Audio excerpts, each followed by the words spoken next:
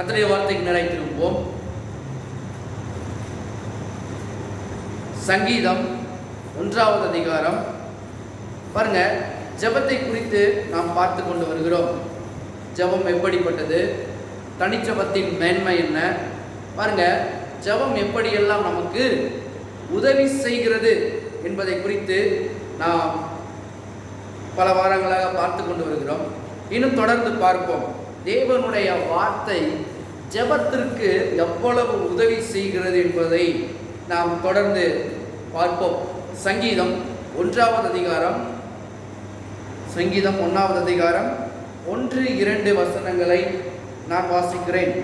துன்மார்க்கருடைய ஆலோசனையில் நடவாமலும் பாவிகளுடைய வழியில் நில்லாமலும் பரியாசக்காரர் உட்காரும் இடத்தில் உட்காராமலும். அப்ப இதெல்லாம் பண்ணக்கூடாது. என்ன பண்ணணும் அப்படின்னு சொல்லி வேற சொல்லுது. கர்த்தருடைய வேதத்தில் பிரியமாயிருந்து இரவும் பகலும் அவருடைய வேதத்தில் தியானமாய் இருக்கிற மனுஷன் பாக்கியவான். அப்ப எவன் பாக்கியவான், எவன் சக்சஸ்ஃபுல்லான பர்சனா இருக்க முடியும் அப்படின்னா, வேதத்தில் தியானமாய் இருக்கிற அந்த மெத்தட் தான் சக்சஸ்ஃபுல் மெத்தட். பாருங்க, வேதத்தில் தியானமா இருக்கிறீங்களா? பாருங்க, ஜெபத்திற்கு தேவன்கிட்ட போய் ஜெபம் பண்றதுக்கு முன்னாடி பைபிள் நிறைய வாசிக்கணும். பாருங்க, பைபிள் வாசிக்கும் போது தான் உன்னுடைய பிரச்சனைகளுக்கு உண்டான தீர்வை எங்க காணலாம்னா கர்த்தருடைய வேதத்துல தான் காணலாம். பாருங்க, அப்ப கர்த்தருடைய வேதத்தில் தியானமா இருந்து அந்த மெத்தட்ல வருகிற மனுஷன் சக்சஸ்ஃபுல்லா இருப்பான். எந்த பிரச்சனையா இருந்தாலும் சரி, எந்த போராட்டங்கள் வந்தாலும் சரி, பாருங்க எப்பேற்பட்ட சூழ்நிலைகள் எது நின்றாலும் சரி, தேவனுடைய வசனங்களை கொண்டு அதுல நின்று அதுல நடக்கிற மனுஷன் எல்லா சூழ்நிலையிலும் என்ன பண்ணுவான்? வெற்றி பெறுவான். பாருங்க, அப்ப பதில்கள் எல்லாம் எப்படி இருக்கும்? இந்த மாதிரி வேதத்தில் தியானமாய் இருக்கிற மனுஷன் பாக்கியவான். அவன் அப்படி இருக்கும்போது அவனுக்கு என்ன நடக்கும் அப்படின்னா, அவனுடைய பதில்கள் எல்லாம் சூப்பர் நேச்சுரலா வருவாங்க. இயற்கைக்கு அப்பாற்பட்ட சூழ்நிலைகள்ல தேவனுடைய பாருங்க கிருபை, இரக்கம், காருண்யம் எல்லாம் பதில்களாய் வந்து அவனிடத்தில் வரும். எப்ப? வேதத்தில் தியானமாயிருந்து. வேதத்தில் காலையில் எழுந்திரிச்சோன்னா வேதத்தை படிக்கிறீங்களா? வேதத்தில் தியானமாக இருக்கிறீங்களா? பாருங்க, நிறைய பேர் நினைக்கிறாங்க இதை படித்தா நான் சக்ஸஸ்ஃபுல்லாக மாறிடுவேனா அப்படின்னு. பாருங்க, அதனால தான் கர்த்தர் சக்ஸஸ்ஃபுல்லாக இருக்கணும் அப்படின்னு எதிர்பார்த்த நிறைய மக்கள் இந்த வேதத்தில் இருக்கிறாங்க. திருப்புங்க, யோசுவா 1வது அதிகாரம். பாருங்க, எல்லாருக்கும் இதே தான். பாருங்க, யோசுவா 1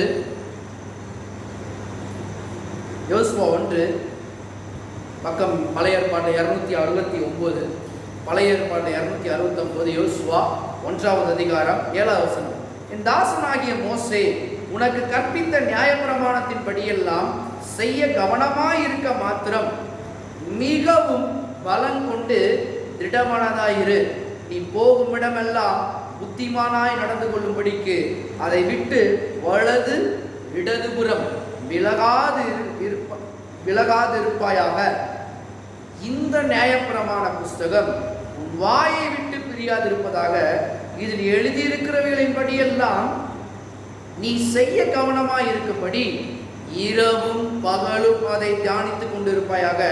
அப்பொழுது நீ உன் வழியை வாய்க்க பண்ணுவாய், அப்பொழுது புத்திமானாயும் நடந்து கொள்ளுவாய். அங்க வாசிச்சோம், இரவும் பகலும் வேதத்தில் தியானமாய் இருக்கிற மனுஷன்.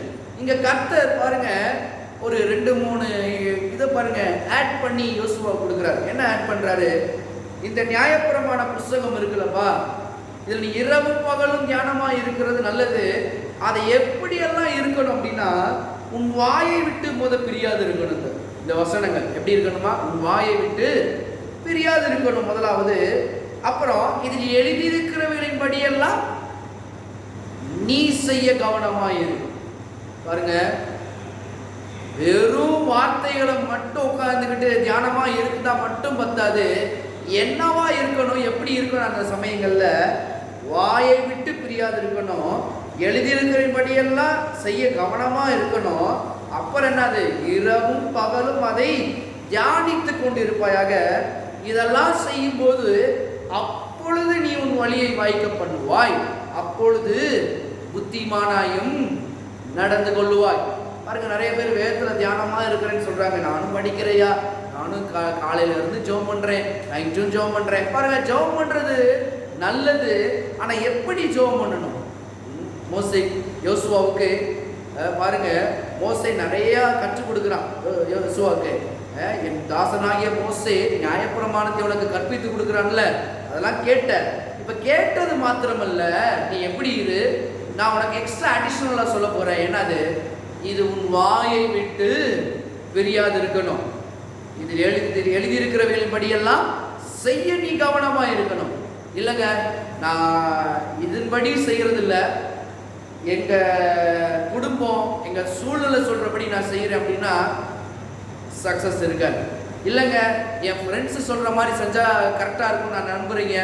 பாருங்க, ஃப்ரெண்ட்ஸ் சொல்ற மாதிரி பண்ணீங்கன்னா ராங் தான், அது சக்சஸே இருக்காது. பாருங்க, நீங்க நிறைய பேர் சொல்ற காரியம் எப்படி இந்த குட் சக்சஸ், அதாவது நல்ல வெற்றி, எல்லாரும் வெற்றி பெறுறது நல்லதுதான்.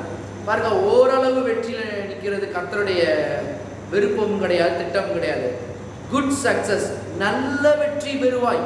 பாருங்க, நமக்கே தெரியணும், ஒரு காரியத்தை எடுத்து ஒரு திறம்பட முடிக்கிறோம்னா நம்ம மத்தியில் என்ன வரும், சந்தோஷம் வரும். ஏதோ சந்தோஷம் முடிஞ்சிச்சுன்னா, அதுவே நல்லபடியா முடிஞ்சிச்சுன்னா எப்படி இருக்கும், ரொம்ப அனாதி சந்தோஷங்கள் நம்முடைய உள்ளத்திலிருந்து வரும். பாருங்க, கர்த்தர் சொல்றாரு, அந்த மாதிரி சந்தோஷத்தை கொடுக்கக்கூடியது எது அப்படின்னா தேவனுடைய வசனங்களில் தியானமா இருக்கணும் இரவு பகலும். அப்படி தியானமா இருக்கிறது மட்டும் பத்தாது, எப்படி இருக்கணும், இந்த வேத வசனம் உன் வாயை விட்டு பிரியாது இருப்பதாக, எழுதி இருக்கிறபடி எல்லாம் செய்ய கவனமாயும் இருக்கணும்.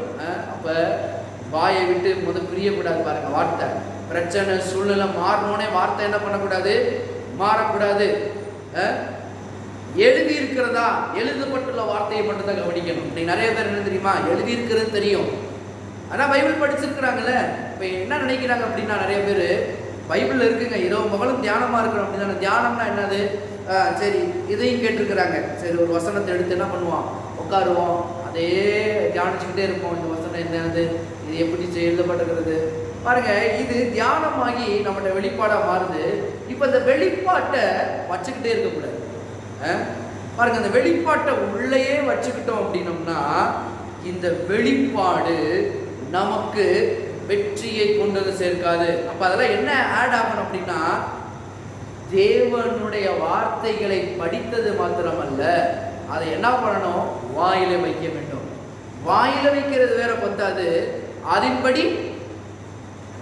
அதன்படி செய்யவும் நடக்கவும் வேண்டும். பாருங்க, அதனாலதான் சில பேர் கேட்கறது நல்லா கேட்பாங்க, ஆனா நடக்கிறது வேற மாதிரி நடப்பாங்க. கர்த்தர் சொல்றாரு, இதுல குட் சக்சஸ் இருக்காது. நல்லா போலாம், வசனத்தை நீங்க விடிய கேட்கலாம், ஆனா எங்க நல்ல சக்சஸ் இருக்கு அப்படின்னா, எழுதி இருக்கிறவர்களின் படி செய்ய வேண்டும், அதன்படி வாயில வைக்கணும், அதன்படி வாயில பேசணும். பாருங்க, அப்பத்தான் பதில்கள் எல்லாம் சூப்பர் நேச்சுரலாக வர முடியும். அதனாலதான் ஒரு வார்த்தை விதமா எழுதப்பட்டிருக்கிறது. 1 கொரிந்தியர் புதிய ஏற்பாடு 1 கொரிந்தியர் 2வது அதிகாரம் 1 கொரிந்தியர் 2 9 பக்கம் 228 புதிய ஏற்பாடுல 1 கொரிந்தியர் 2:9 எழுதி இருக்கிறபடி தேவன் தம்மில் அன்பு கூறுகிறவர்களுக்கு ஆயத்தம் பண்ணினவைகளை, பாருங்க வேதம் சொல்லுது, கண் காணவும் இல்லை, காது கேட்கவும் இல்லை, அவைகள் மனுஷனுடைய இருதயத்தில் தோற்றவும் இல்லை. அப்ப கண்ணு பார்க்கல, வேதம் சொல்லுது, காது கேட்கல, ஆனா அவைகள் மனுஷனுடைய இருதயத்தில் தோன்றவும் இல்லை. அந்த இருதயம் என்பது டிரான்ஸ்லேட் அப்படின்னா மனதிலே தோன்றவும் இல்லை. எப்படி இருக்க போகுது, என்ன இருக்க போகுது அப்படின்னு. ஆனா எங்க சரியான, எப்படி நம்முடைய வாழ்க்கை இருக்கிறது, எப்படி அமைய போகிறது என்பதை ஒரு வெளிச்சத்தை போல காட்டுகிறது என்றுதான் தேவனுடைய வார்த்தை தான். பாருங்க, கண்ணு பார்க்கல, விசிபிளா தெரியல, காது கேட்கல, பாருங்க இருதயத்தில் அது தோன்றம் இல்லை. அப்ப அது எங்க தோன்றி இருக்கிறது அப்படின்னா, எழுதி வைத்திருக்கிறத நாம் பார்க்கும்போது ஏற்கனவே எழுதப்பட்டிருக்கு பாருங்க அந்த வார்த்தைகள். இந்த வார்த்தைகளை பார்க்கணும். நிறைய பேர் சொல்றாங்க, நீ பெரிய ஒரு பாருங்க, வெளிநாட்டில் ஒரு பிரசங்கியார், அந்த பிரசங்கியார் ரொம்ப அருமையாக போதிக்கிற மனுஷர். அவர் சொல்றாரு, இன்னைக்கு ஏசாயா 53:5 கேட்டா எத்தனை பேருக்கு தெரியும் அப்படின்னு சொல்லி கேட்கிறாரு. எல்லாத்துக்கும் தெரியும் தானே? ஏசாயா 53:5 தெரியாது யாரா இருக்க முடியுமா? நம்மளுடைய வேத வசனங்கள்லாம் அடிக்கடி நம்ம கோட் பண்ணுறது, அடிக்கடி நம்ம பேசுறது எல்லாமே தான் பாருங்க. அவருடைய தழும்புகளால் குணமாகிறோம். இந்த வசனங்கள்லாம் நம்ம படிக்கிறோம். நம்முடைய விருது நிமித்தம் இயேசு காயப்பட்டார், நம்முடைய அக்கிரம நிமித்தம் இயேசு நொறுக்கப்பட்டார், நமக்கு சமாதானத்தை உண்டு கொண்டு மாக்கின இயேசு வந்தது, இயேசுவின் தழும்புகளால் குணமாகிறோம். வசனம் தெரியும். அல்லது பாருங்க, வசனம் தெரியும். ஏதோ ஒரு ப்ராப்ளம் பிரச்சனை வந்த உடனே இவங்க என்ன பண்றாங்க அப்படின்னா, பாருங்க வசனத்தை சொல்றாங்க, இயேசு தழும்பால் சுகமான, இயேசு தழும்பால் சுகமான அப்படின்னு. அவர் சொல்றாரு, இப்படி நிறைய பேர் சொன்னவங்க சுகத்தை அனுபவிக்கல, அதான் உண்மை அப்படின்ற. என்னங்க சொல்றீங்க? அவர் சொல்றாரு, ஒரு சிலர் சுகத்தை ரிசீவ் பண்ணியிருக்கிறாங்க, அனுபவித்திருக்கிறார்கள் அவருடைய வாழ்நாட்கள்ல. ஒரு சிலர் அதே வேத வசனத்தான், அதே வசனத்தை நல்ல வாயில சொன்னாங்க. ஆனா பாருங்க, அவங்ககிட்ட இருந்து அந்த ஒரு சுகம் அவங்களுடைய உடம்புல உண்டாகல. இது என்னது, எதனால அப்படின்னு சொல்லி பாருங்க, அவர் ஒரு பாஸ்டரா இருக்கனால இதை தேவன்கிட்ட போய் கேட்போம். ஏன்னா என்னைக்குமே பதில் யாரு? தேவன் தான் பதில். அப்போ போய் அவர் போய் பாருங்க ஜெபம் பண்ணார் ஆண்டவர்கிட்ட, ஆண்டவரே நானும் இந்த வசனங்களை போதிக்கிறேன், எல்லா மக்களும் கேட்குறாங்க, ஒரு சிலர் சுகத்தை அனுபவிக்கிறாங்க, ஒரு சிலர் சுகத்துக்குள்ள இல்லை, என்ன காரணம் அப்படின்னு கேட்கும்போது பாருங்க, தேவன் அவர்கிட்ட அந்த வெளிச்சத்தை காண்பிக்க ஆரம்பித்தாராம். என்ன வெளிச்சம் அப்படின்னா, பைபிள் படிக்கிறது பாருங்க, எல்லாருமே வசனத்தை சொல்றாங்க, இயேசுவின் தழும்புகளால் சுகமானேன், நீ சொல்றத நம்புறாங்க, விசுவாசிக்கிறாங்க, எல்லாம் நடக்குது. ஆனா எத்தனை பேர் வியாதி வந்த உடனே பைபிளை பார்க்குறாங்க அப்படின்னு? இவர் கொஞ்சம் பாருங்க புரியலை, ஆண்டவரே கொஞ்சம் புரியுற மாதிரி எனக்கு சொல்லிக் கொடுங்க அப்படின்னு. எழுதப்பட்ட வார்த்தைகளை எத்தனை பேர் அந்த சூழ்நிலை மத்தியில பார்க்குறாங்க? யாருக்கா புரியுதா? பாருங்க, நீங்க பைபிள் நான் போதிக்கிறேன், இந்த வசனத்தை எடுங்கன்னு சொல்றேன், எடுத்து காமிக்கிறேன், நீங்க பாக்குறீங்க. அதே போல வியாதி வந்த மாத்திரத்துல எத்தனை பேர் கையில பைபிள் எடுத்து திறந்து அந்த வார்த்தையை நீங்க பாக்குறீங்க, வாசிக்கிறீங்க? தேவன் சுகத்தை கொடுத்தது மத்தேயு, மார்க்கு, லூக்கா, யோவானை எத்தனை பேர் வாசிக்கிறீங்க? பாருங்க, சுகம் வேணும்னு அவர் சொல்றாரு. ஆண்டவர் சொல்றாரா, எப்பா நான் எழுதியிருக்கிற யோசுவாவை கவனி, யோசுவாவுக்கு என்ன எழுதி கொடுத்துருக்கிறேன், வெறும் இரவும் பகலும் இதில் தியானமா இருக்கிற மாத்திரம் இல்ல, வாயில வைக்கிறது மாத்திரம் இல்ல, பாருங்க எல்லாமே ஒன்றோடு ஒன்று தொட்டு தொட்டு வருது. வெறும் வாயில வைக்கிறது இல்ல, எழுதி இருக்கிறவர்கள் படியெல்லாம் செய்ய கவனமா இருந்து இரவும் பகலும் இதை தியானிக்கும் போதுதான் பாருங்க. அப்ப சுகத்திற்கான வசனங்களை என்ன பண்ணணும்? எடுத்து வாசிக்கிட்டே இருக்கணும். அதுதான் தியானம். பாருங்க, வாசிக்க வாசிக்க வாசிக்க தேவன் என்ன பண்ணுகிறாரு? சுகத்தினால நம்மளை நிரப்ப ஆரம்பிக்கிறார். அப்பதான் இந்த பிரசங்கியாருக்கு புரிஞ்சுச்சா, நிறைய பேர் சொல்றாங்க இந்த ஸ்டெப்பு படி என்ன பண்ண மாட்டாங்க, ஃபாலோ பண்ண மாட்டாங்க. அப்ப சுகவீனம் வந்தோடனே பாருங்க, முதலாவது எங்க போகணும்? வேத வசனத்துக்கு நேரா போய் அதை படிக்க ஆரம்பிக்கணும். சுகத்தை கொடுத்த தேவன் எப்படியெல்லாம் சுகத்தை கொடுத்திருக்கிறார் என்பதை நாம் என்ன பண்ணணும்? படிக்க வேண்டும். இரவு பகலும் அதில் என்ன பண்ண, அடுத்த தியானமா இருக்கணும். அடுத்து என்ன பண்ண, வாயில பேச ஆரம்பிக்கணும். அதான் பாருங்க, டக்குன்னு ஒரு வார்த்தை விசுவாசத்தை நம்முடைய வாழ்க்கையில் என்ன பண்ணோம், குட்டி விட முடியாது. அதனாலதான் சொல்றாரு, ஏன் இந்த இரவும் பகலும் தியானம்? ஏதாவது ஒரு பிரச்சனை, ஏதாவது ஒரு போராட்டம் வரும் பொழுது கர்த்தருடைய வசனத்தை பார்த்து கொண்டே இருக்க வேண்டும். வெற்றி வேணுமா, சுகம் வேண்டுமா, பலன் வேண்டுமா, ஆரோக்கியம் வேண்டுமா, நிம்மதி வேண்டுமா, பாருங்க ஜெயிக்க வேண்டுமா, வசனத்தை பார்க்க வேண்டும். நீங்க படிக்கணும் பாருங்க. கர்த்தர்ட்ட உதவி கேட்கணும், எனக்கு உதவி செய்யுங்க ஆண்டவரே, படிப்பதற்குண்டான சாக்கியத்தை எனக்கு தாருங்க ஆண்டவரேன்னு கேட்கும்போது தேவன் என்ன பண்ணுவாரு? அவர்களுக்கு கொடுக்கக்கூடியவராய் இருக்கிறார். அப்ப எழுதி வைத்திருக்கிறார் என்பதே சரியானது. அப்ப எழுதி வைத்திருக்கிற வார்த்தைகளை நம்ம என்ன பண்ண வேண்டும்? கவனிக்க வேண்டும். அப்ப உள்ளான படம் தெளிவில்லாமல் இருக்கிறது, அதனால் பதிலை பெற்றுக்கொள்ள முடியாமல் இருக்கிறோம். பாருங்க, இயேசுவின் தழும்புகளால் சுகமான் என்ற படம் இருக்குது, ஆனா தெளிவா நம்பிக்கையா உறுதியா அந்த படம் இருக்குதானா? நிறைய பேருக்கு கிடையாது. ஏன் அப்படின்னா, உறுதியான படம் எங்க இருக்குது அப்படின்னா, உறுதியான படம் தேவனுடைய வார்த்தையை வாசிக்க வாசிக்க வாசிக்க ஒரு உறுதி திரும்ப நமக்குள்ள என்ன பண்ணுகிறது? அச்சாணி போல பதிய ஆரம்பிக்கிறது. அதனால கேட்டுட்டு போனா நம்மளுடைய ஞாபகத்துல என்ன பண்றதுல நிறைய நேரங்கள்ல இருக்கிறது இல்லை. பிரச்சனை வரும்போது டக்குன்னு மறைஞ்சு போயிருது, போராட்டம் வரும்போது டக்குன்னு ஏதாவது பண்ணிடுது கொஞ்சம். ஆனா இருக்குது பாருங்க, அந்த படம் பாருங்க, மழை பெய்ஞ்சுன்னா என்ன ஒரு படம் நல்லா தெரிஞ்சுக்கிட்டு இருந்த படம் திரும்ப என்ன கொஞ்சம் கொஞ்சமாக அப்படியே இடமா மாறி பாருங்க, ஆடு இப்படி பண்ணும், புள்ளி புள்ளியாக வரும், நல்லா ஜோராக ஹெவியாக மழை பெய்ஞ்சுன்னா என்ன பண்ணும்? அந்த படமே டிஸ்ல என்ன பண்ணிடும்? அப்படியே காணாம போய் பிளாங்க் ஆகிடும். அப்புறமேட்டு என்ன வரும்?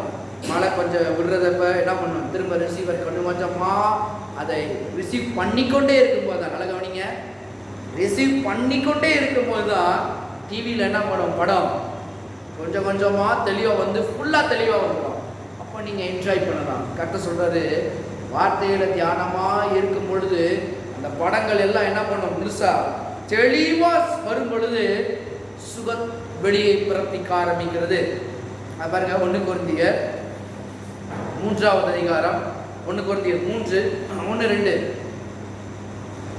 மேலும் சகோதரரே, நான் உங்களை ஆவிக்குரியவர்கள் என்று எண்ணி உங்களுடனே பேசக்கூடாமல் மாம்சத்துக்குரியவர்கள் என்றும் கிறிஸ்துவுக்குள் குழந்தைகள் என்றும் எண்ணி பேச வேண்டியதாயிற்று. நீங்கள் பலன் இல்லாதவர்களானதால் உங்களுக்கு போஜனம் கொடாமல் பாலை குடிக்க கொடுத்தேன். இன்னமும் நீங்கள் மாம்சத்துக்குரியவர்களாய் இருக்கிறபடியினால் இப்பொழுதும் உங்களுக்கு பலன் இல்லை. அப்ப எங்க பலன் இல்லைன்னு சொல்றாரு பாருங்க. ஒரு குழந்தை பிறக்கும் பொழுது அதுக்கு என்ன பண்றோம்? வெறும் திரவ ஆகாரமாக கொடுக்குறோம் பாருங்க. திட ஆகாரத்தை எடுத்தோடனே கொடுக்க முடியுமா? அதுக்கு வந்து கறி சோறு ஊட்ட முடியுமா? ஊட்ட முடியாது. வெறும் பாலையா கொடுத்துக்கிட்டு இருக்கிறோம். கொஞ்சம் கொஞ்சமா இன்க்ரீஸ் பண்றோம். ஏன்? அதனுடைய கெப்பாசிட்டி அவ்வளவுதான் இருக்குது, செமிக்கிற தன்மை அப்படி இருக்கு பாருங்க. கொஞ்சம் கொஞ்சமா போகும் பொழுது என்ன வருது? உள்ள செரிக்கிற தன்மை, செரிமானத்தன்மை அதிகாரமிக்கிறது. அதே போலதான் இங்க பவுல் சொல்றாரு, நான் உங்களை ஆவிக்குரியவர்கள் என்று எண்ணி உங்களுடனே பேசக்கூடாமல் மாம்சத்துக்குரியவர்கள் என்றும் கிறிஸ்துவுக்குள் குழந்தைகள் என்றும் எண்ணி பேச வேண்டியதாயிடுச்சு. நீங்க ஆவிக்குரியதா இருக்கலாம், நான் மாம்சத்துக்குரியதா இருக்கிறதுனால உங்களை குழந்தைகளா நினைச்சு நான் பேசுறேன். நீங்கள் பலன் இல்லாதவர்களானதால் உங்களுக்கு போஜனம் கொடாமல் பாலை குடிக்க கொடுத்தேன். ஆரம்பத்தில் பாருங்க, கர்த்தர் எப்படி சுகத்தை தராரு, பலத்தை தராருன்னு சொல்றாங்க. வேதவசனத்தை நம்ம கவனிக்கிறோம், சுகம் கிடைக்குது பாருங்க. ஆனா வெறும் பால் எங்கடா கொடுப்பாங்க? என்ன பண்ணக்கூடாது? பாலை மட்டுமே தேடி ஓடக்கூடாது. திட ஆகாரத்தை நம்ம என்ன பண்ண வேண்டும்? இப்பொழுது உட்கொள்ள வேண்டிய சூழ்நிலைக்கு வரும். அதெல்லாம் பாருங்க, பிரச்சனை வந்து பாராட்ட வந்து என்ன பண்ணக்கூடாது? பயப்படுறோம், ஒரு மாதிரி கலக்க வந்துருது. யாராவது ஏதாவது சொன்னா பயம் நிறைந்த சூழ்நிலைகள் ஆரம்பிக்குது அப்படின்னா வெறும் திரவ ஆகாரத்தையே குடிச்சுக்கிட்டு இருக்கிறீங்க. எப்ப சாப்பிட போறீங்க? பாருங்க, உங்களை இன்னைக்கு 4 நாள் 5 நாள் வெறும் பாலை மட்டும் குடிங்க, தண்ணியை மட்டும் குடிங்கன்னா குடிச்சு கரெக்டாக இருந்துருவீங்களா? பாருங்க, அது உடம்புக்கு போதுமான ஒண்ணா? எல்லாத்தையும் எடுத்தா தானே என்ன பண்ணும்? ஒரு சத்து நமக்கு வர ஆரம்பிக்கும். பவுல் சொல்றாரு, நீங்க ஆரம்பத்தில் எப்படி இருந்தனால என்ன பண்ணேன்? இந்த இதை உங்களுக்கு கொடுத்தேன். எப்படி பாருங்க, இயேசுவின் தழும்புகளால் சுகமானு சொல்லி பிரசங்கர் எடுத்து சொல்றது. எப்படிலாம் சுகமானீங்க, யார் உங்களுக்கு சுகத்தை கொடுத்தேன்னு சொல்றதெல்லாம் ரைட்டு.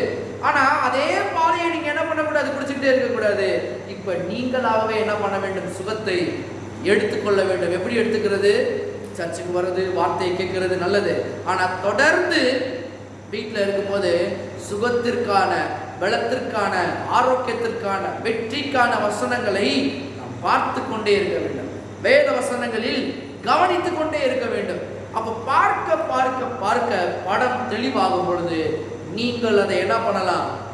கண்டு ரசிக்கலாம். அதே போலத்தான் பார்க்க பார்க்க பார்க்க ஒரு படம் ஏசுங்களால் சுகமானேன், எஸ்.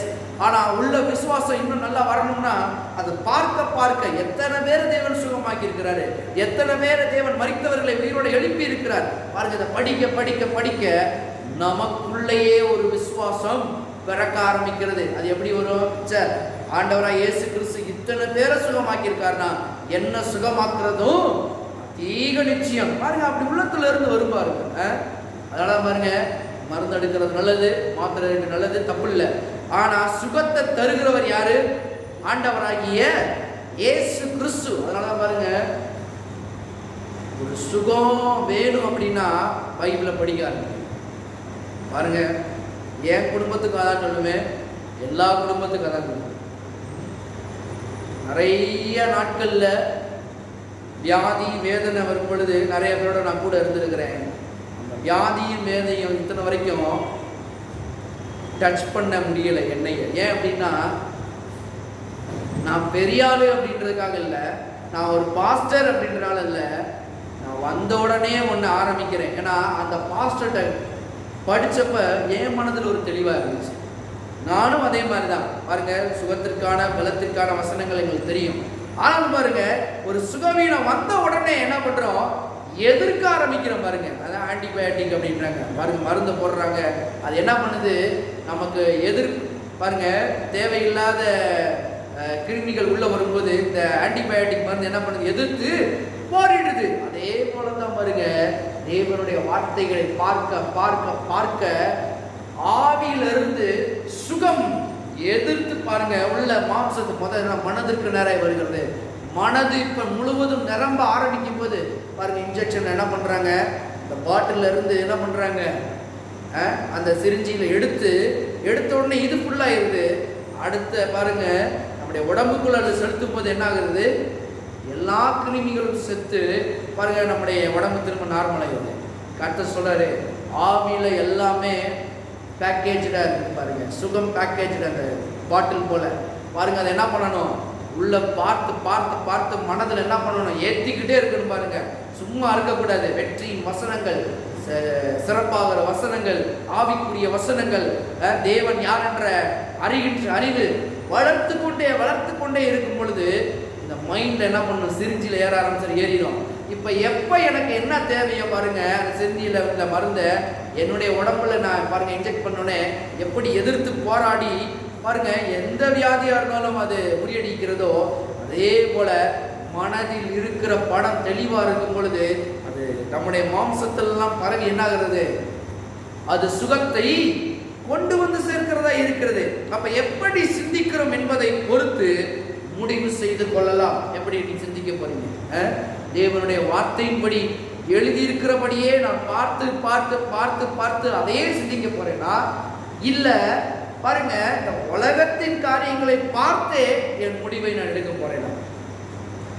அதான் பாருங்க, வேதத்தை பார்க்க பார்க்க பார்க்க, அதனாலதான் சாதாரண மனிதனுக்கும் அசாதாரண மனிதனுக்கும் பெரிய வித்தியாசம் இருக்குது. என்ன வித்தியாசம் அப்படின்னா, பைபிளை ஒரு மனுஷன் படிக்கும் போது பாருங்க, அந்த மனுஷன் எப்படி இருக்கிறான்னா, அது அவன் எப்படிப்பட்ட மனுஷனா இருப்பான் அப்படின்னா, பைபிளை படிக்கிறவன் ஒரு அசாதாரண மனிதனாக இருப்பான். அவனுக்கு இந்த பைபிள் அவன் படிக்கும் போது அவன் எப்படி இருக்கும்னா, அது பதில் அடங்கிய புஸ்தகமா இருக்கும். இது பதிலுக்கான புஸ்தகம். ஆனா ஒரு சாதாரண மனிதன் பாருங்க, ரட்சிக்கப்படாதவன் பாருங்க, அவன் படிக்கும்போது என்னது? சரி, ஏதோ ஒன்று எழுதியிருக்காருங்க, அங்கே ஏதோ ஒருத்தனை பாருங்க, ஏதோ ஒரு கண்ணு தெரியாத இருந்திருக்கிறான், காது முடம் இருந்திருக்கிறான், சரி சுகத்தை கொடுத்துருக்காரு பாருங்க, சுகமாக்கியிருக்காரு அப்படின்னு. ஆனா ஒரு ஆவிக்குரியவன், ரட்சிக்கப்பட்டவனுக்கு பரிசுத்த ஆவியானவர் என்ன பண்றாரு? உதவுகிறார். எப்படி உதவுகிறாரு? அங்க ஒருத்தனை சுகப்படுத்தி இருக்கிறாரு. ஆனா நம்ம படிக்கும் போது என்ன சொல்றாரு? இந்த சுகத்தை இன்னும் தர தேவன் நல்லவராய் இருக்கிறார், அதை அவர் சுமந்திருக்கிறார், அதை அவர் ஏற்றுக்கொண்டிருக்கிறார். இன்னைக்கு நம்மளும் இந்த பிரச்சனையில இருக்க வேண்டிய அவசியம் இல்லை.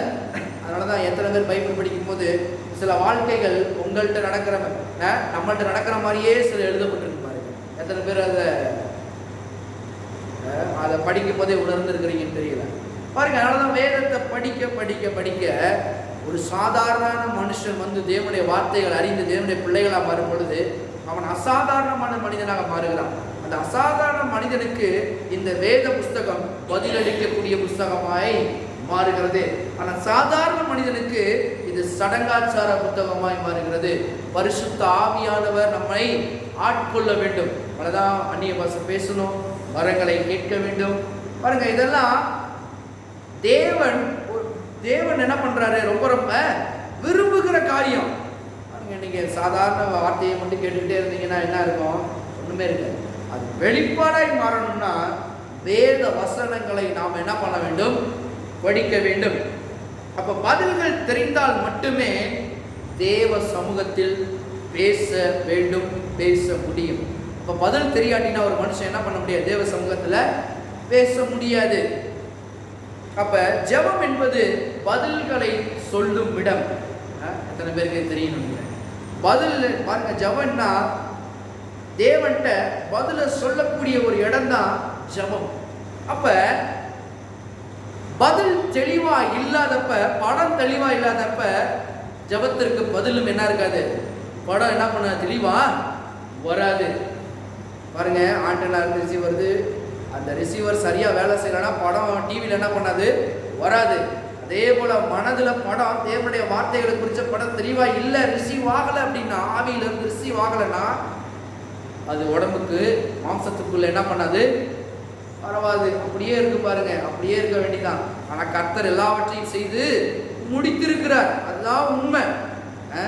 பாருங்க, அங்க இருந்து ஏதோ ஒரு டிவி ஆகட்டும் பாருங்க, அங்க இருந்து எல்லாத்தையும் அலை பரப்புறாங்க. அலை பறக்கிறது எல்லாம் சேட்டலைட் மூலியமா சேட்டலைட்டு உங்க டிஷ்ல படுது. ஆனா உங்க டிஷ் என்ன பண்ணிருக்கு? 45 டிகிரி இருக்கிறது பதிலா லைட்டா 47 டிகிரி மாறினாலும் சரியான படம் உங்கள்கிட்ட கிடைக்காது. சரியான படம் வேணும்னா டிஷ் என்ன பண்ணணும்? சரியான ஆங்கிளுக்கு செட் பண்ணணும்.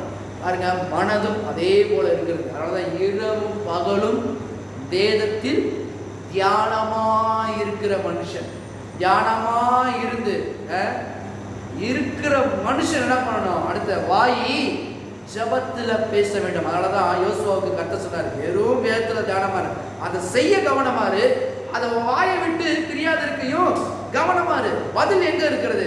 வாயில இருக்கிறது, மனதில் இருக்கிறது, தேவனுடைய வார்த்தையை படிப்பதில் அடங்கி இருக்கிறது. ஜபன்றது என்ன பண்ணுங்க? சாதாரணமான காரியம் கிடையாது. நீங்க அமைதியா உட்காந்துக்கிட்டே ஜபத்துல போய் அப்படியே உட்காந்துட்டே இருங்க. ஜபத்துல போய் தேவனுடைய வார்த்தைகளை எடுத்து படிக்கணும். அப்ப படிக்கணும் அப்படின்னா தேவன்கிட்ட ஹெல்ப் கேளுங்க. சில பேர் பாருங்க படிப்பாங்க, புரியாது. சில பேருக்கு அதை வாசிக்க தெரியாது. ஆனா கர்த்தர்ட்ட கேளுங்க, ஆண்டவரே ஒரு அற்புதத்தை என் வாழ்க்கையில செய்யுங்க, படிப்பதற்குண்டான ஞானத்தை எனக்கு தாங்க, அதற்குரியான ஆற்றலை கொடுங்க, நான் இதை படிக்க ஆசைப்படுறேன், எனக்கு உதவி செய்யுங்க நீங்க கேட்டீங்கன்னா கர்த்தர் உதவி செய்வார். எப்படிங்க செய்வாரு? அவரால் செய்ய முடியும். எத்தனை பேர் சொல்றீங்க அவரால் செய்ய முடியும்? அதனாலதான் வேத வசனத்தை பார்க்கிற விதமாய் பார்க்க வேண்டும். அது நம்மளுக்கு உதவி செய்வதா இருக்கு. திருப்புங்களேன், ரோமர் 12 3ஆம் வசனம். அல்லாமலும் எனக்கு அருளப்பட்ட கிருபையினாலே நான் சொல்லுகிறதாவது, உங்களில் எவனானாலும் தன்னை குறித்து எண்ண வேண்டியதற்கு மிஞ்சி எண்ணாமல் அவனவனுக்கு தேவன் பகிர்ந்த விசுவாச அளவின்படியே தெளிந்த எண்ணமுள்ளவனாய் எண்ண வேண்டும். அப்ப என்ன எண்ணுகிறோம்? மிஞ்சி எண்ணாதிருங்கள் என்பதற்கு அர்த்தம் என்ன? என்னது மிஞ்சி எண்ணாதிருங்கள் அப்படின்னா எழுதியதற்கு மிஞ்சி எண்ணாதிருக்க வேண்டும். அதுல வேதம் சொல்லுதா? அதுதான் சரி, அதுதான் உண்மை. பாருங்க, அதற்கு மிஞ்சி நம்ம எண்ணக்கூடாது. ஒருவேளை இப்படி இருக்குமோ, ஒருவேளை அப்படி இருக்குமோ, ஒருவேளை அப்படிதான் நம்ம நினைச்சதுதான் சரியா இருக்குமோ. பாருங்க, இந்த அளவுக்கு எண்ணக்கூடாது. வேதத்தை சரியா படிக்கணும், முன்னும் பின்னும் வாசிக்கணும். அது அந்த இடத்துல என்ன போட்டிருக்குது, எதற்கான நீங்க இப்ப பவுல் பேசிக்கிட்டு இருக்கிறாரு, இந்த வார்த்தைகளை குறித்த அர்த்தம் என்ன, அப்ப என்ன சொல்லி இருக்கிறதோ அதை அப்படியே ஏற்றுக்கொண்டு செயல்பட வேண்டும். அதான் வேதம் யோசுவாவுக்கு சொல்லுது, இந்த நியாயப்பிரமாண புஸ்தகத்தை விட்டு விலகாது இருக்கும்படி எச்சரிக்கையாகிற. எழுதப்பட்ட வார்த்தைகளுக்கு மேல நீ என்ன பண்ண வேணாம், மிஞ்சி என்ன வேணாம்.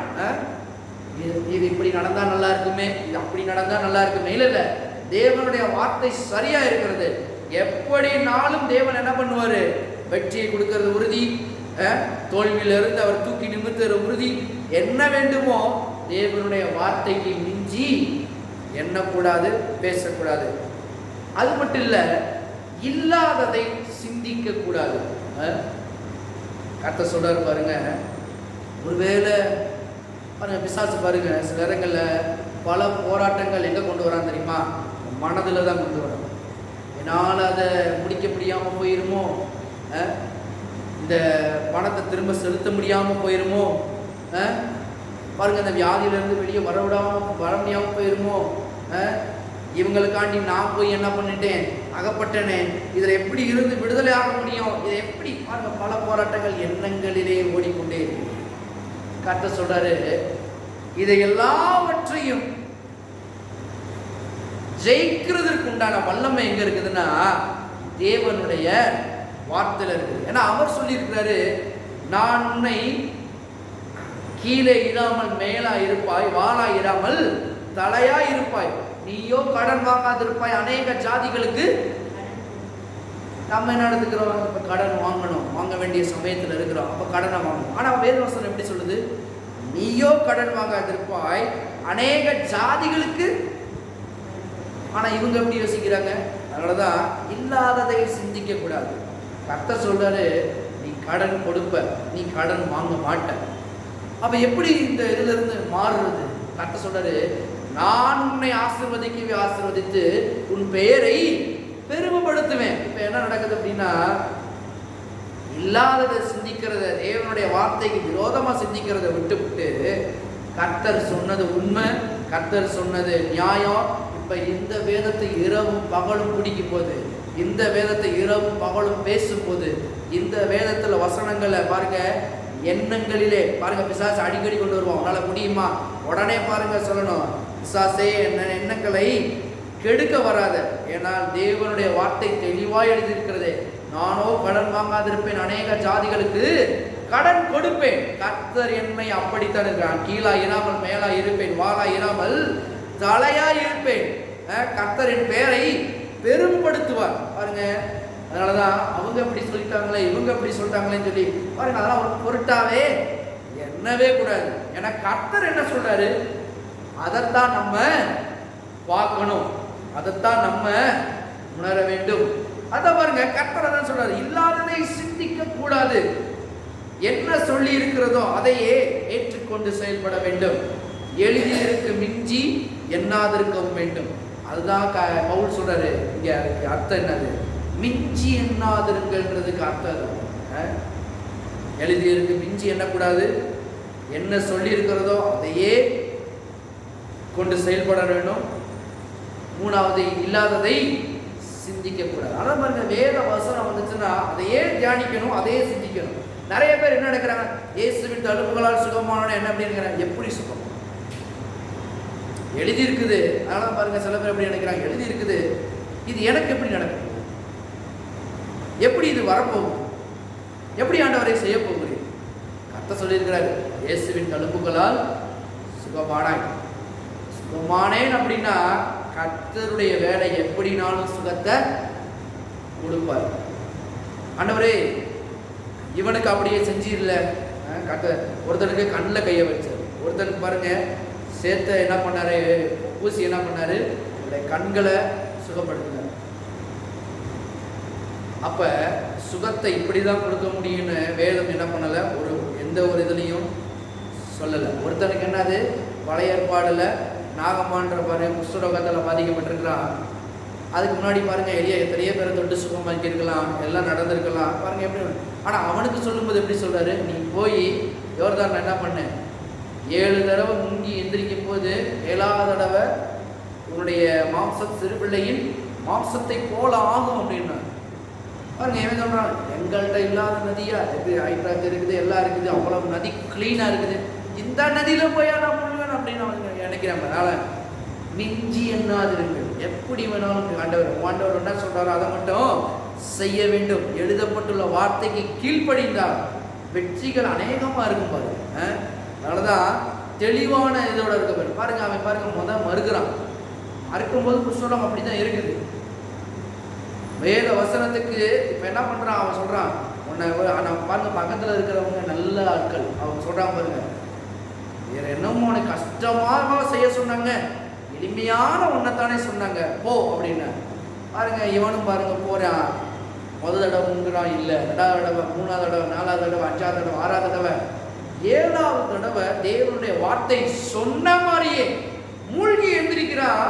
ஒரு சிறுபிள்ளையின் மாம்சத்தை போல அவனுடைய மாம்சம் இருக்கிறதை எல்லாரும் கண்டார்கள். பாருங்க எல்லாரும் கண்டார்கள்.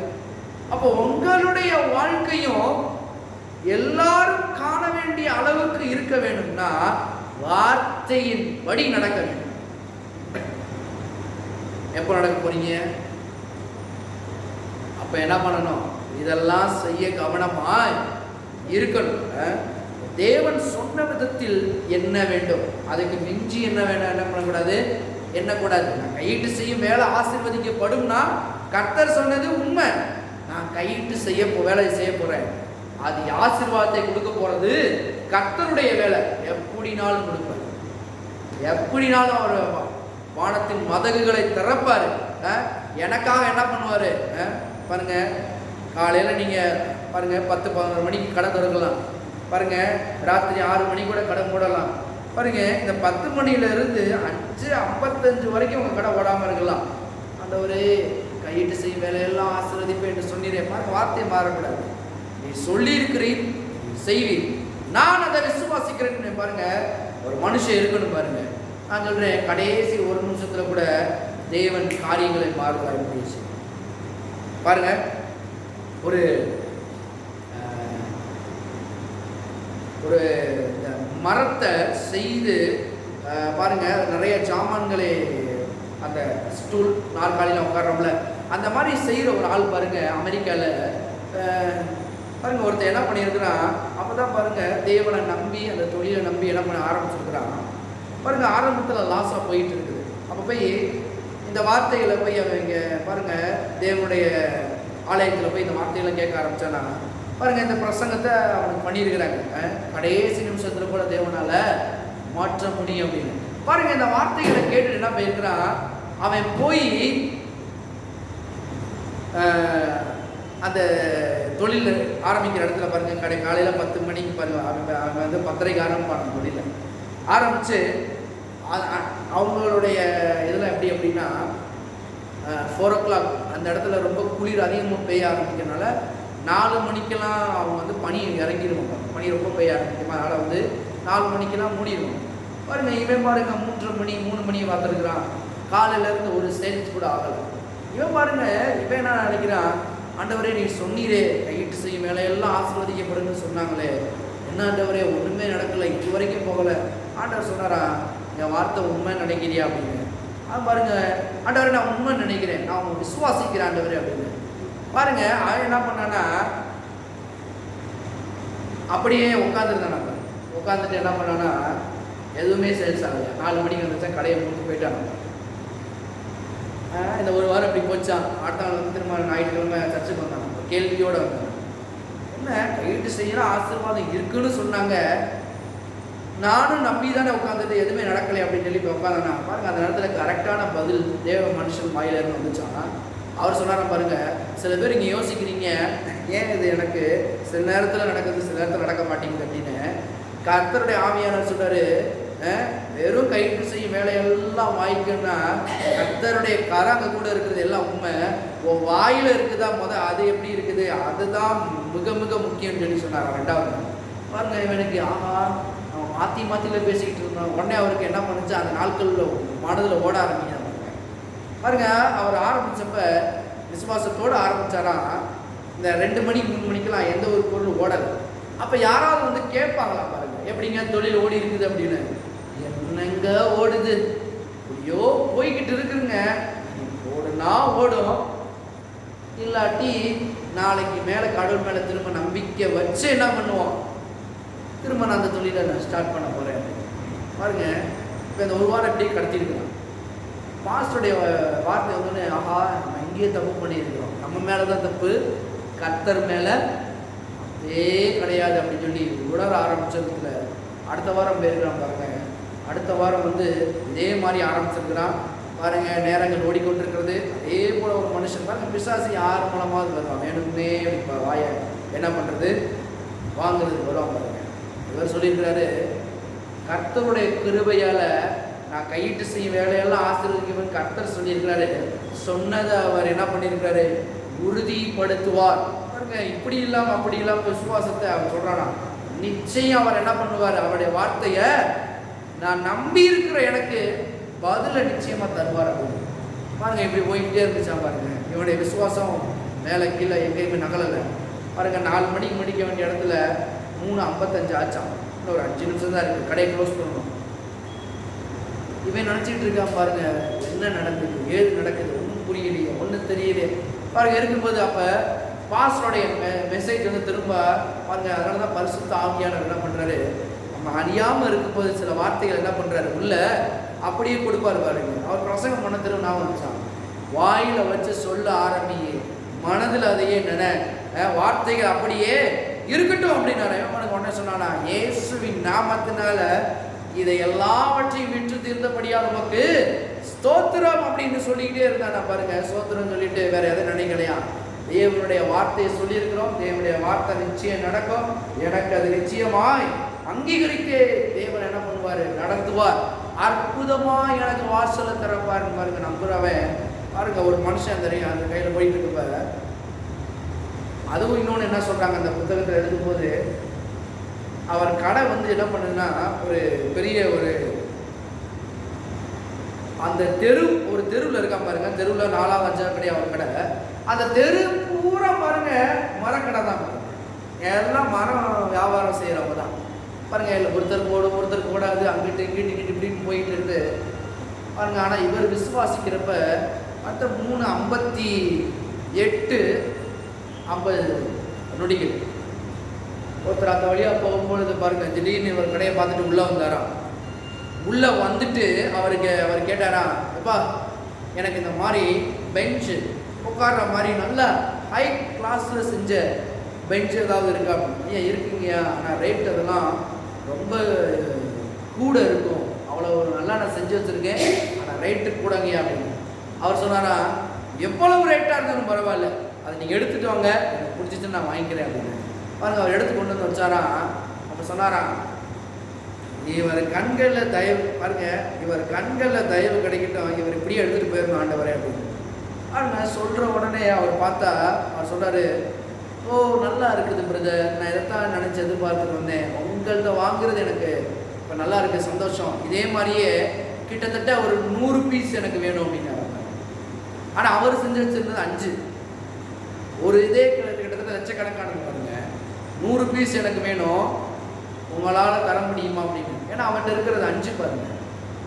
இப்போ ஆண்டவர் என்ன பண்ணாரா, ஒரு நிமிஷம் சார் போய் உள்ளே போய் பார்த்து வரேன்னு சொல்லி கிடுக்கிடுன்னு உள்ளே போயிட்டு அந்த குடோன் மாதிரி இருக்கு பாருங்க, அடிக்க வச்சு உள்ளே போய் முழங்கால் போட்டு, ஆண்டவரே நான் கேட்டது ஏதாவது 1-2 விற்றா போதுன்னு, ஆனால் நீங்கள் எனக்கு கொடுத்து இருக்கிறத காட்டிலும் அதிகமாக கேட்குறாரு, இப்போ எனக்கு அதுலேயும் பிரச்சனை.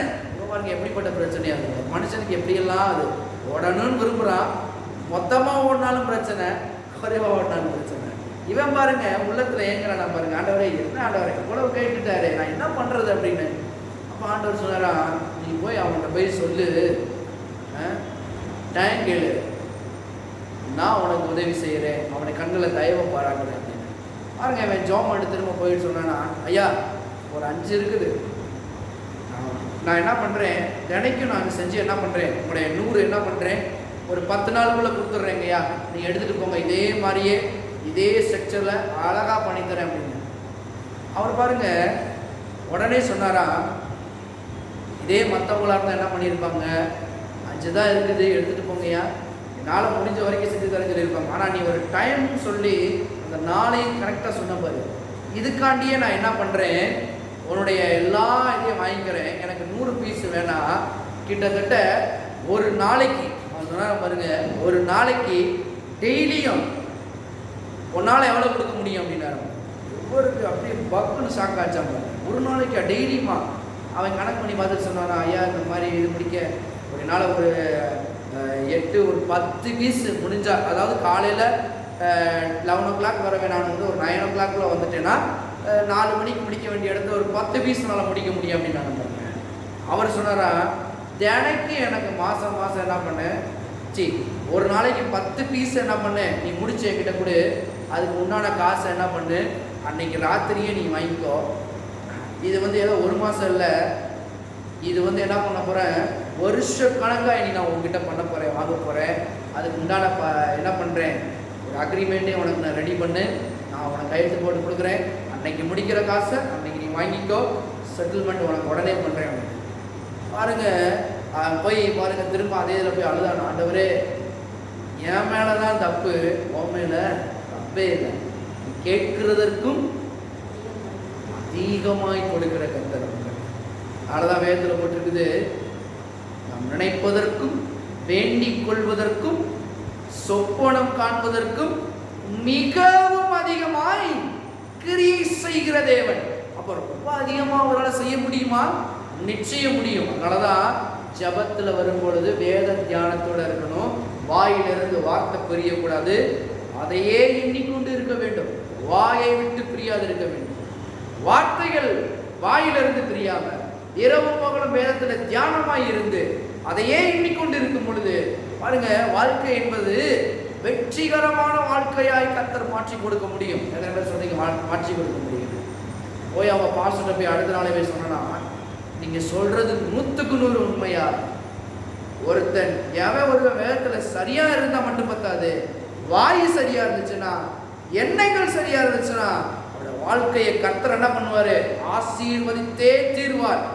நான் உயிருள்ள சாட்சியா இருக்கிறேன். பாஸ்டர்கிட்ட போய் சொன்னாராம் பாருங்க, இன்னைக்கு நான் வந்து ஒரு மாசம் முடிஞ்சதுக்கு அப்புறம் போய் சொன்னானா, அப்ப போய் சொல்ல, ஒரு மாசம் முடிஞ்சதுக்கு அப்புறம் சொன்னானா. ஏன்னா நம்முடைய மக்களுடைய எண்ணங்கள் எப்படி இருக்குது பாருங்க. இட்லிக்காரங்காரனே நானே பார்த்துருக்கேன் பாருங்க. இட்லி வாங்க போகும்போது கடையில் வாங்கிட்டு இருப்பேன், திடீர்னு ஒருத்தர் வருவார், ஐயா 4 இட்லி கட்டி வைங்க, இந்த கடைக்கு போயிட்டு வருங்கன்னா கட்ட மாட்டாங்க. அவனுடைய மனதில் என்ன நினைப்பு, இவன் திரும்ப வருவானா வரமாட்டான், வந்ததுக்கப்புறம் கட்டுவோம் பாருங்க. அதுதான் மக்களுடைய மென்டாலிட்டி. இவன் அப்படி நினைச்சானே, சொல்லிட்டு போறாரு, வருவாரா வர மாட்டாரா? அவன் நினைச்சது பாருங்க, ஒரு மாதம் போட்டோம், ஏன்னா திடீர்னு 5 நாள் 10 நாள் ஆயிடுச்சு, திடீர்னு இவருடைய உள்ளத்தை மாற்றிட்டாருன்னா நான் என்ன பண்ணது அப்படின்னு பாருங்க. சொன்ன மாதிரியே ஒரு மாதம், அதுக்கடுத்து அவர் ஆளே வரலையா, கரெக்டாக அவருடைய அக்கௌண்ட்டுக்கு கிரெடிட் ஆயிருமா, இவர் செஞ்சு ஒரே ஒரு லாரி வருமா, லாரியில் ஏற்றுவாரா அனுப்புவாரா, இது ரெகுலராக நடந்துகிட்டு இருக்குது பாருங்க. அந்த அந்த புத்தகத்தில் கடைசி எழுதப்பட்டிருக்கிறது, அந்த பாஸ்டரே சொல்கிறாரு, இப்படி ஒரு விசுவாசி கடைசியில் பார்த்தீங்கன்னா அவர் ஆரம்ப நாட்களில் கஷ்டமாக இருந்து ரொம்ப அடிக்கப்பட்டு நொறுக்கப்பட்டு சின்ன லெவலில் இருந்த மனுஷனை பாருங்க, தேவனுடைய வார்த்தையை விசுவாசிக்கும் போது எழுதியிருக்கிறதுக்கு மிஞ்சி விசுவாசிக்காம என்ன சொல்லியிருக்கிறதோ அதையே விசுவாசிச்சு, இல்லாததெல்லாம் சிந்திக்காம இருக்கிற வேத வசனம் என்ன எழுதியிருக்கோ அதையே எந்த மனுஷன் ஒருவன் சரியா சிந்திக்கிறானோ அவனுடைய வாழ்க்கையில வெற்றி பெறுவான். நான் சொல்கிறேன், தேவன் சொன்ன விதத்தில் என்ன வேண்டும், சொல்லாத விதத்தில் இல்லாம தேவன் என்ன சொல்லியிருக்கிறாரோ அதையே கொண்டு செயல்படும் பொழுது வெற்றி என்பது ஈஸியாகும் பாருங்க. அதனாலதான் திருப்புக 1 யோவான் 4வது அதிகாரம், 1 யோவான் 4வது அதிகாரம், 1 யோவான் 4வது வசனம் பாருங்களேன். பிள்ளைகளே, நீங்கள் தேவனால் உண்டாயிருந்து அவர்களை ஜெயித்தீர்கள், ஏனெனில் உலகத்தில் இருக்கிறவனிலும் உங்களில் இருக்கிறவர் பெரியவர். பாருங்க என்னன்னு பாருங்க, அவன் என்ன ஒண்ணும் பண்ண முடியாது, அவன் இவன் எவனை நம்மளுடைய தேவனுடைய திட்டத்தை ஒருபோது நம்முடைய வாழ்க்கையில எவனுமே தடுத்து நிறுத்த முடியாது. சில பேருக்கு என்ன எண்ணங்கள்னா, இப்படி நடக்குமா, வர மாதிரி நடந்துருமா, பாருங்க இப்படியெல்லாம் என் வாழ்க்கை உயர்ந்துருமா. கர்த்தர் சொன்னாரு, எவனும் உன்னை தடுக்க முடியாது. உலகத்தில் இருக்கிறவனை காட்டிலும் உங்களுக்குள் இருக்கிறவர் பெரியவர். எண்ணங்களை உறுதிப்படுத்தணும் பாருங்க. அத்தனை காம்படிட்டர் இருந்தாலும் சரி, அதான் இல்லை, அவருடைய கடை 4வது 5வது கடையாக மரக்கடை, அந்த தெருவே மரக்கடையா பாருங்க. அப்படிப்பட்ட கடையில எவ்வளவோ கடை இருக்கும் பொழுது ஒருத்தரை பாருங்க, அவன் சொல்லியிருக்கலாம், உன் கடையில் 2 எடுத்துக்கிறேன், உன் கடையில் 2 எடுத்துக்கிறேன், உன் கடையில் 2 எடுத்துக்கிறேன் போயிடலாம். ஆனா பாருங்க, எந்த மனுஷன் எழுதப்பட்ட வார்த்தையை நம்புறானோ, எந்த மனுஷன் எழுதப்பட்ட வார்த்தையை விசுவாசிச்சு வாயில பேச ஆரம்பிக்கிறானோ, அந்த மனுஷனுக்கு தேவனுடைய தயவு இருக்கிறது. உலகத்துல எத்தனை பயம் இருந்தாலும் சரி, நான் சொல்றேன், விசுவாசிக்கிற மனுஷனுக்கு எல்லாம் கூடும். என்ன சொல்லுவோம்? விசுவாசிக்கிற எனக்கோ எல்லாம் கூடும்.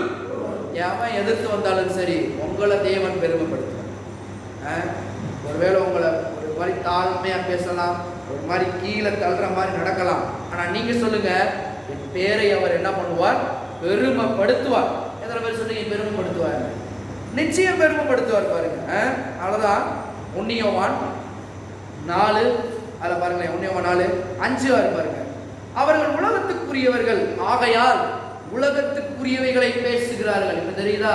உலகத்தான் பாருங்க, ஓடாது, வைக்காது, விளங்காது, உருப்படாது, அவன் உலகத்தான். ஆனா கர்த்தர் என்ன சொல்றாரு? அந்த உலகம் அவர்களுக்கு செவி கொடுக்கும். நீ ஓடலை வைக்கலன்னு சொன்னா அவனும் ஆமா சாமி, ஆமா சாமி, அப்படிதான் சாமி, இப்படிதான் அங்க நடந்துச்சு சாமி, இப்படிதான் இப்படி நடந்துச்சு சாமி. இது உலகத்தான் பேசுற பேச்சு. நீங்க வேறு விதமா பேசும்போது என்ன நடக்கும் தெரியுமா? 6வது வசனம், நாங்கள் தேவனால் உண்டானவர்கள், தேவனை அறிந்தவன் எங்களுக்கு செவி கொடுக்கிறான், தேவனால் உண்டாயிராதவன் எங்களுக்கு செவி கொடுக்கிறதில்லை.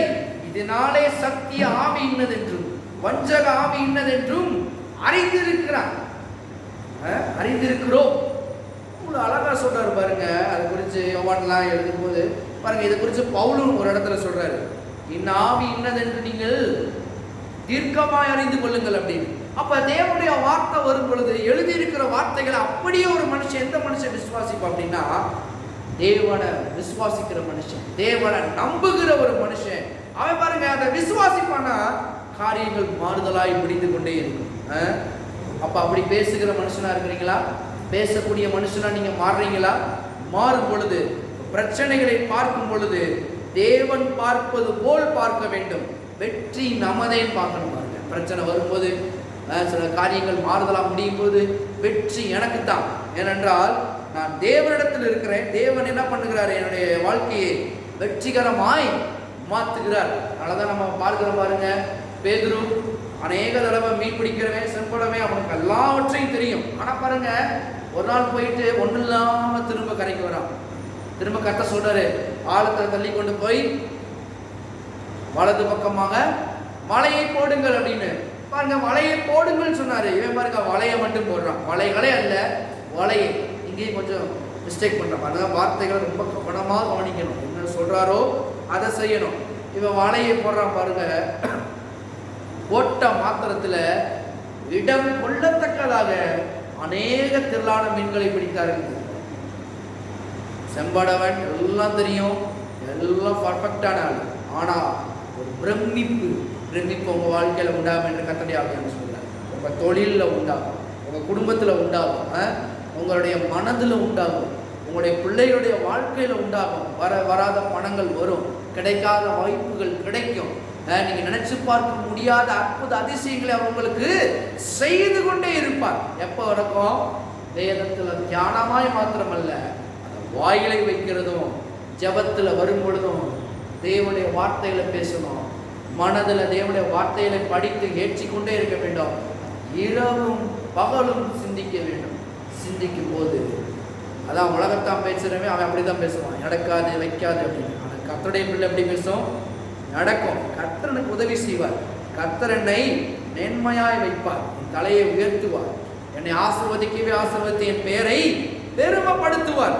இப்ப நான் கடன்ல இருக்கலாம், ஆனா இன்னும் கொஞ்ச நாள்ல என் கடனை ஒழிச்சு கட்டுவார். என்ன பெற்று நான் கடன் வாங்காதிருப்பேன், அநேக ஜாதிகளுக்கு கடன் கொடுக்கிறவனாய் இன்றிலிருந்து மாறுவேன் என்ற விசுவாசம் நமக்குள்ள கிளம்ப ஆரம்பிக்கும். அதனாலதான் கடனை வாங்கக்கூடாது, கடனை தூக்கி எறியணும்.